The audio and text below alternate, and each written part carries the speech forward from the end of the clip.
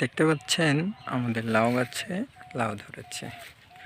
প্রত্যেকটা শাখায় শাখায় লাউ। লাউগুলো অত্যন্ত সুন্দর এবং এটি হচ্ছে 12 মাসি লাউ। কয় না ডগায় ডগায় লাউ, লাউয়ের আগাও খাইলাম, গোড়াও খাইলাম, লাউ দিয়ে বানাইলাম ডুগডুগি।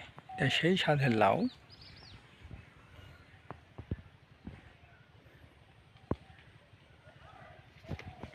কৃষিও